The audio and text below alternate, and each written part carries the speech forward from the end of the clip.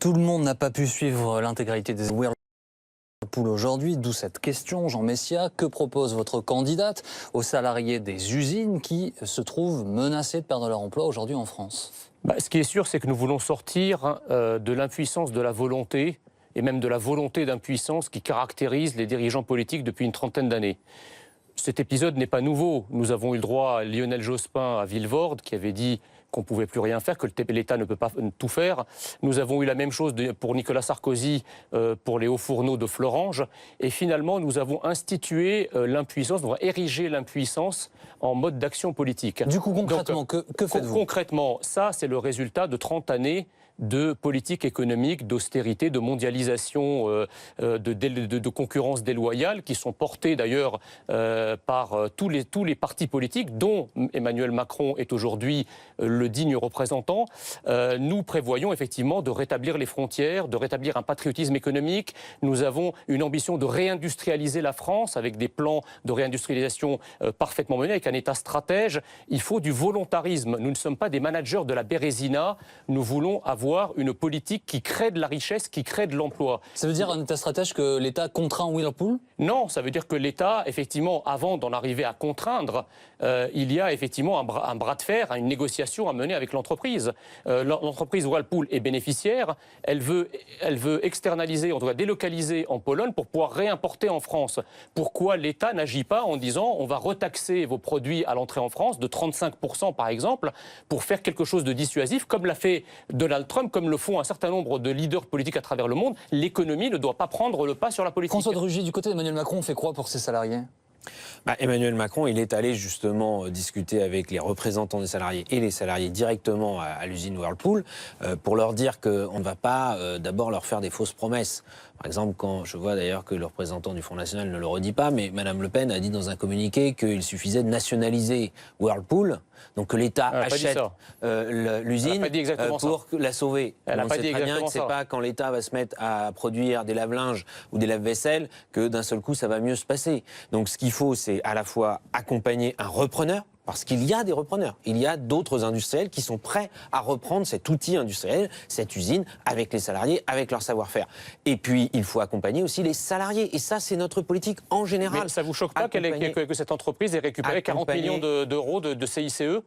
Qu'elle ne rembourse pas? Parce que vous proposez quoi? Vous proposez que qu'elle rembourse le CICE, les baisses de cotisation, on les supprime et que le coût du travail augmente. Qu'elle les rembourse. Bravo pour la dynamique. C'est une entreprise qui a bénéficié d'aides publiques pour maintenir l'emploi en France. Ce ne sont pas les aides publiques. Bien sûr que si. Ce ne sont pas les aides publiques. C'est des aides étrangères. Ce que nous proposons, c'est que d'ailleurs le CICE soit remplacé par une baisse de cotisation générale pour baisser le coût du travail, parce que ça, c'est la dynamisation de l'économie française. Et Emmanuel Macron est extrêmement allant sur ce sujet. Il faut dynamiser les entreprises pour qu'elles puissent créer de l'emploi, pour que l'industrie puisse avoir un avenir en France. Et l'industrie a un avenir en France. L'industrie des chantiers navals de l'Atlantique, les chantiers navals de l'Atlantique qui ont près de 10 ans de carnet de commandes devant eux. Pourquoi? Parce qu'il y a eu un accord de compétitivité, parce qu'il y a eu un effort de formation, que les salariés montent en compétences. Et c'est aussi ce qu'Emmanuel Macron est allé dire à Amiens. Ce que nous voulons, c'est accompagner le développement des entreprises et accompagner les salariés par la formation professionnelle.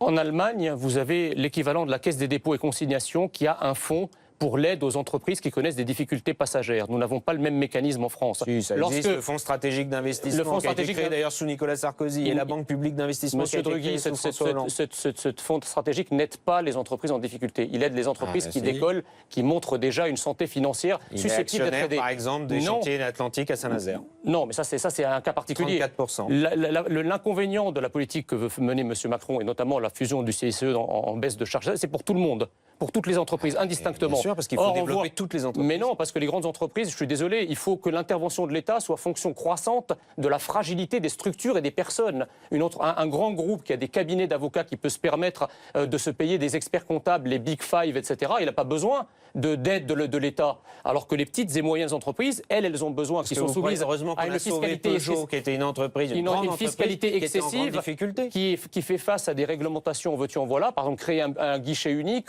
il faut faciliter la vie des TPE, PME, parce qu'elles n'ont pas les moyens des grands groupes. Vous n'allez pas leur faciliter la vie à l'export, parce que ce que vous proposez tout à l'heure, je l'ai bien noté, 35% de taxes supplémentaires sur les produits importés. Non, pas sur les produits. Non, vous avez mal compris. Sur les produits qui sont délocalisés, qui sont réimportés en France. Bien sûr, parce que vous pourrez faire le tri entre les produits importés, ceux qui sont délocalisés, ceux qui ne sont pas. Si les Whirlpool délocalisent, on peut très bien les identifier. Si vous faites ça au sein de l'Union européenne, vous savez très bien ce qui va se passer. Ou même avec le reste du monde, c'est que les autres pays vont faire exactement la même chose. Pas du tout, parce que nos entreprises qui exportent, et Emmanuel Macron l'a rappelé, à Amiens, à côté de l'entreprise Whirlpool, il y a Procter & Gamble, 1000 salariés, Monsieur Drugy, 90% de la production est exportée. Donc ces 1000 salariés, Messieurs, excusez-moi, pour essayer d'être le plus concret possible pour les gens qui... Excusez-moi, François Drugy. On n'a prévu ça, Monsieur Drugy. Messieurs, s'il vous plaît, pour être juste le plus concret possible pour les gens qui nous regardent, il y a des bassins de population, il y a des zones géographiques qui sont en pleine désindustrialisation, qui voient les emplois s'en aller vers l'étranger, vers d'autres bassins de population. Quelles solutions proposez-vous pour ces endroits, pour les gens qui se trouvent dans ces situations et qui n'auraient pour seule solution que de faire des kilomètres et des kilomètres pour retrouver du travail, éventuellement, François Drugy? C'est ce que nous disons avec Emmanuel Macron depuis longtemps. Il faut avoir des négociations à l'échelle de l'entreprise pour adapter la vie intérieure des entreprises, l'organisation du travail, aux réalités locales. Parce qu'en effet, la réalité n'est pas la même dans le bassin d'emploi d'Amiens ou dans le bassin d'emploi de Nantes, par exemple. Moi, je suis élu de Nantes. À Nantes, c'est très dynamique. Il y a beaucoup d'entreprises qui s'implantent. La situation n'est pas la même qu'à Amiens ou à Charleville-Mézières ou à Lyon, à Toulouse. Voilà, il faut en tenir compte. Deuxièmement, il a proposé ce soir à Arras des zones franches économiques pour les endroits qui ont le plus de difficultés par rapport justement à cet enjeu de la désindustrialisation. Et enfin, donner également plus de pouvoir aux régions, parce que les régions, elles sont au contact du terrain, notamment pour la formation professionnelle. C'est-à-dire pouvoir et argent pour aider les gens à se former ? Pour que, bien sûr, il y ait une montée en compétences. On sait bien, et nous on propose d'ailleurs qu'il y ait sur le plan de 50 milliards d'investissements publics, sur les 5 prochaines années, si Emmanuel Macron est élu, 15 milliards qui soient consacrés à la formation. Un investissement. On considère que la formation, c'est un investissement, c'est-à-dire améliorer, rehausser les compétences d'un certain nombre de personnes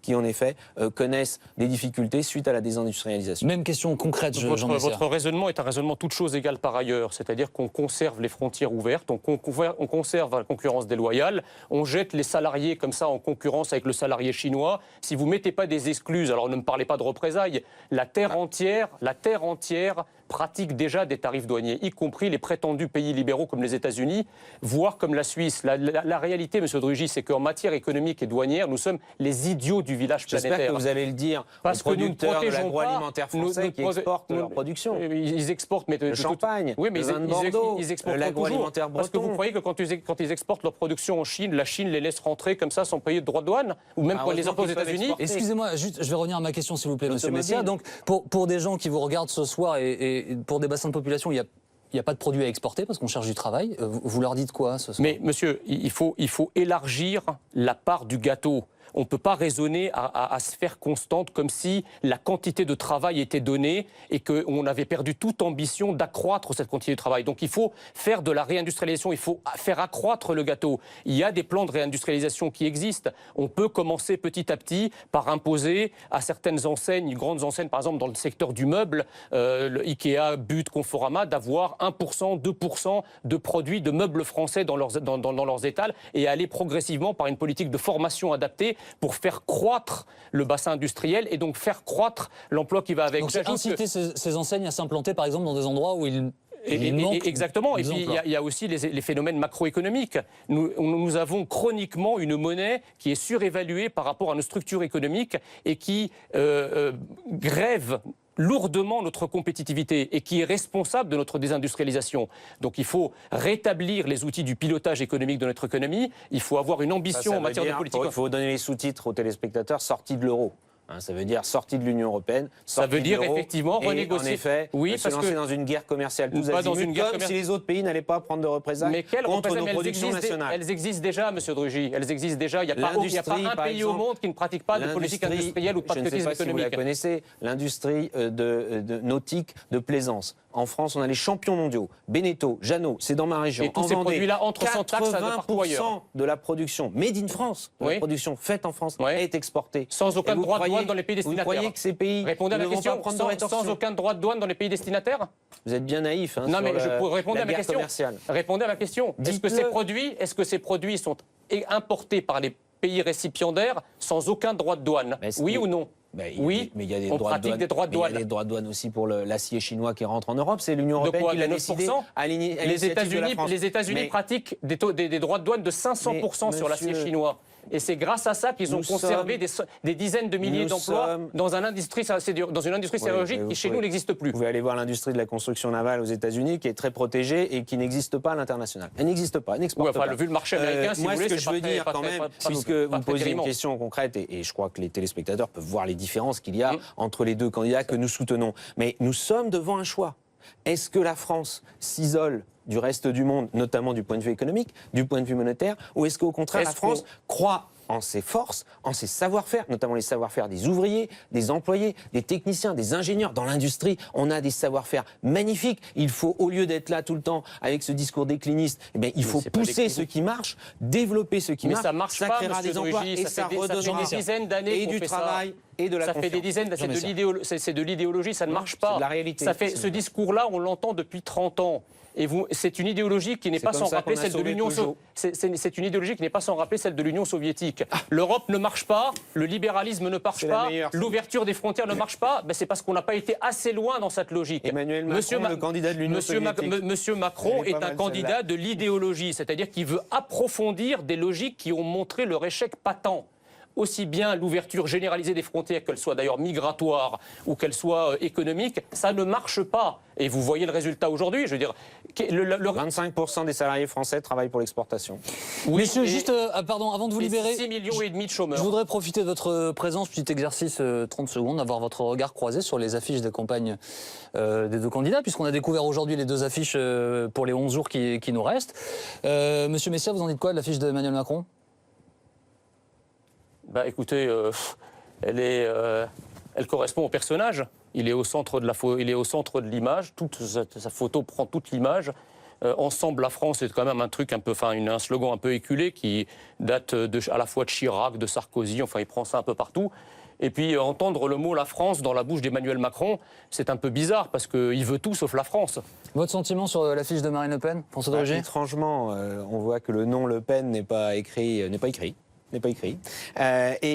Par ailleurs, choisir la France, j'ai envie de dire choisir sa France. Parce qu'en effet, Non. dans le choix, à travers le choix électoral démocratique que les Français vont faire le 7 mai, il y a deux visions de la France. Je pense que nous serons au moins d'accord là-dessus. Tout à fait. Deux visions très différentes, voire opposées, de l'avenir de la France. Nous croyons en l'avenir de la France. fin de la France d'un côté et la Madame fin Le Pen, et la fin elle est Merci, beaucoup messieurs. dans l'autre. Merci Dans le messieurs rétroviseur. d'avoir accepté cet échange et permis donc aux gens qui Merci. vous regardent ce soir et vous écoutent d'avancer sans doute dans leur raisonnement.